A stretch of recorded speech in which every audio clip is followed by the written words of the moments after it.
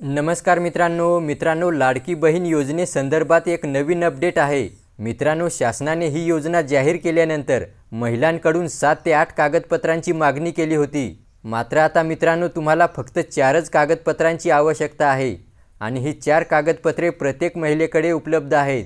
तर ही कोणकोणती 4 कागदपत्रे आता आवश्यक आहेत हे या व्हिडिओमध्ये आपण जाणून घेणार आहोत। व्हिडिओ शेवटपर्यंत पहा आणि चॅनल सबस्क्राइब केला नसेल तर सबस्क्राइब अवश्य करा। चला व्हिडिओ सुरू करूया। तर मित्रांनो, आता तुम्हाला कोणकोणत्या 4 कागदपत्रांची आवश्यकता आहे पहा।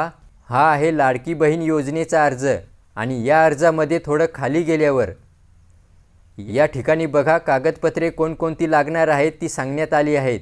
तर यामध्ये पहा, तुम्हाला फक्त आधार कार्ड, जन्म प्रमाणपत्र, उत्पन्नाचा दाखला आणि बँक पासबुक झेरॉक्स एवढेच लागणार आहे आणि सोबत एक अर्जदाराचा फोटो। त्याच्यानंतर मित्रांनो, हे जे अर्जदाराचे हमीपत्र सांगण्यात आले आहे हे ऑलरेडी या अर्जासोबत दिलेलं आहे। त्यामध्ये तुम्हाला फक्त या बॉक्समध्ये बरोबर अशी खूण करून खाली या ठिकाणी सही किंवा अंगठा द्यायचा आहे। तर अशा प्रकारे मित्रांनो, तुम्हाला कागदपत्रांसाठी जास्त धावपळ करण्याची काहीच गरज नाही। ही कागदपत्र तुमच्याकडे सहज उपलब्ध आहेत।